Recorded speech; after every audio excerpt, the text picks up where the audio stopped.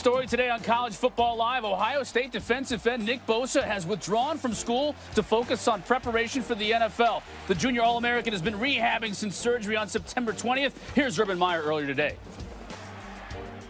It was very emotional. We love Nick. He's the Bosa family's been obviously awesome for Ohio State in the program. And Nick is a first-class guy.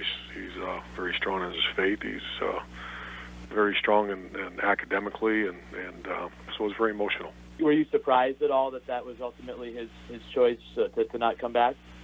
I was hopeful, like all of us were, but I can't say I was that surprised. Chris Cotter on the show today with me, David Pollack, along with Todd McShay, and he's been rehabbing from that abdominal injury that he suffered on September 15th, and you heard from Coach Meyer saying he was hopeful that he'd be able to come back. David, were you surprised about the announcement today? Yeah, I was very surprised. And Todd, I know we evaluate all these guys and we look at them, and I'll tell you one thing about Nick Bosa when I watch him play. Dude loves the game. He plays hard. He plays with a lot of effort. You can tell he cares about the game of football. Not everybody is like that, okay? That is something that is unique to college football. There are very few people that you can tell love it and eat it and breathe it, and he's one of those cats. So I thought if there was a chance he could come back, he might. But, you know, you never know the extent of what's going on with the injury. You never know where he's at, and he's making a decision that's best for him. And I don't know all the details about how his abdominal area is. Yeah, when Greg Shapiro texted me, our producer, and said, you know, this is the case, this is what just happened, I was surprised originally. And I think it's because of that. It's because he loves the game. He plays it just like his brother plays it, just all out, 100%, wants to compete, wants to every single down dominate. But then you take a kind of a step back and you just evaluate it from any player's standpoint. It's not good for college football. And I'm not, you know, I don't love this, but I understand. You're looking at a $30 million decision. Guaranteed money. If he's the first overall pick, it's nearly $30 million. He's played 30 games, and so there's plenty of tape out there. So I understand him wanting to make sure he's right in order to go on and get paid at the next level instead of playing without getting paid at this point. So I understand from his standpoint, but to answer your question, yeah, I was surprised because it was Bosa. Pollack, take yourself back to your days in Athens at Georgia. You're an All-American defensive end. You've got a big payday looming at the NFL level. What if this happened to you? What if you got an abdominal injury and you were thinking about coming back or thinking about going to the next level? What do you do?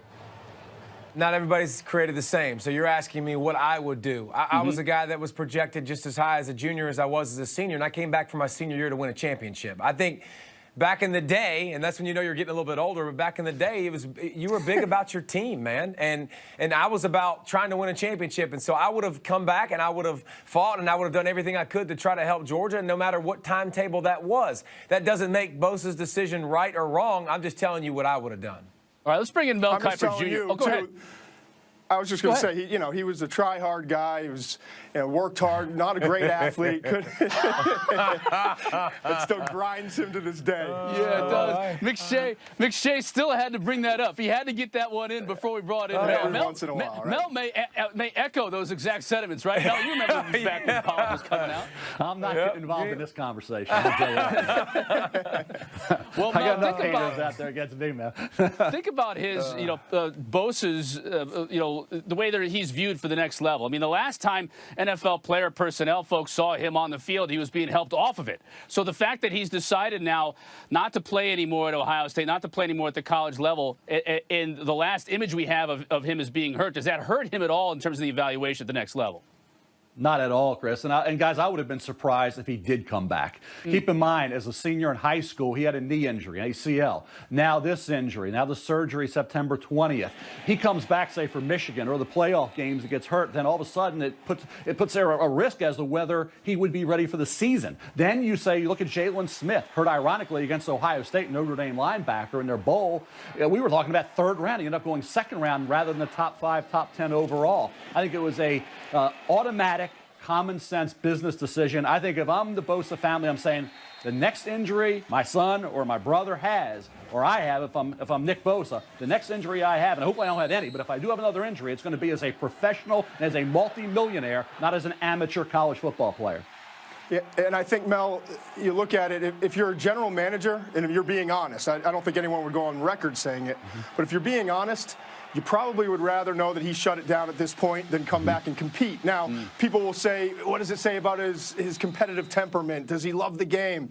We know he loves the game. Like David was just saying, watch the tape. This guy plays as hard as anyone in the country, but what you have to look at and say is, I would rather him shut it down than go play 2-3 more games and potentially, have risk of another injury or something happening. So I think he's the first overall prospect. I'm not saying he's going to be the number 1 overall pick. It depends on the team. It could be the Buffalo Bills. Who knows? But when it's all said and done, I still think he's easily a top 5 pick, and it won't surprise me at all, given this quarterback class, if he's the number 1 overall pick in this class. Well, I think it's interesting because I think fans' immediate reaction, or people that aren't around the game, they go, wait, he's not competing. That should hurt him at the next level. Here's what scouts care about. Can you help my team win? It's not like this kid has a character issue. It's not like he's lazy. It's not like he doesn't play hard. It's not like he doesn't have all the talent in the world to back it up. It's an injury. So, yeah, they don't give a crap. This kid is going to be a top 5 pick. He's going to be a monster at the next level as well, so there is zero impact on his draft stock. Yeah, Leonard Fournette didn't play in the bowl game. Christian McCaffrey didn't play in the bowl game. Did it hurt their stock? There was talk about Jadeveon Clowney. Why play when you're already guaranteed this? Remember that hit he took early on, that block against Clowney, but they shut it down then. So to me, no, it would have been a bad business decision to come back and play. This was a tremendous business decision to shut it down. Will have no impact. He could be the number 1 pick. You want the inside guy, you take that Oliver Houston. Want the outside guy, you take Bosa. Mel, these are like a half a percent guys. Yeah, Mel said business decision. You're talking NFL. If you're a kid and you're fighting for your team, and the team is something that's more important than your future, and listen, all of us worry about ourselves and all of us worry about our future, but I can tell you, I think there's a lot of people too that also fight with everything they have in them for their team, and there's some people that make business decisions. There is a difference between fighting for your team and making a business decision. And there's also, I was going to say, this is about 0.5% of the college football players that maybe are in this position to make this kind of decision. When you start to mention those names, we're talking about top 5, top 10 picks, guaranteed 20 to 25, maybe $29 million in money. And, everybody else, you got to come back and play. And if you're lucky enough, fortunate enough to be in that 0.5%, then, I understand you making a business decision like this. Mel, thanks for joining us today. Good to have you for a couple of minutes. You got it, guys. Good effort, good energy, Mel. Todd. Work hard, guy. Try hard. David, while we're talking about Ohio State, though, I think it certainly is worth talking about this team. I mean, look at them over the last couple of weeks defensively against Indiana, against Minnesota. They haven't looked great on that side of the football. Yeah, and then we were thinking, hey, at least they're going to get Bosa back soon. Doesn't look that way. They're not going to get him back at all, so how does that affect their chances moving forward? I thought they were a team that could, one of the couple teams that you would pick to say they could win a national title. I don't think they can win a national title without Nick Bosa. I think when you look at their defense, they're big play prone. I think their second level, their linebackers continue to make mistakes that hurt the defensive line. But I think the depth of listen, they still got dudes. I mean, Todd can still go down the list of guys that are on this defense that are going to be high draft picks at the defensive tackle, defensive end. Chase is still there, who's a freak show out wide that's going to be an animal for a long time to come. But the depth of the D-line, the best player in the country, losing his opportunity to be in there, I don't think they can win a national title now. I tend to agree with you. And it's been interesting watching Ohio State the last few weeks. What's going on early on? Why are we so slow? And yes, you make adjustments and things are fine defensively. Things were good offensively early on. And they continue to move the football.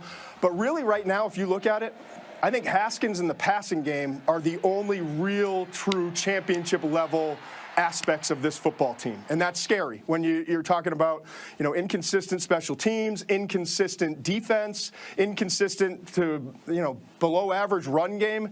Something seems to be missing here, even though they've got the record. I see it 7-0, 4-0, got it. But things are going to get really dicey. Maybe not at Purdue, but you got Michigan State on the road. You got Michigan at home at the end of the season. We'll see how it plays out. But this does not feel like a team that's playing at that, top 2 or 3 in the country type level.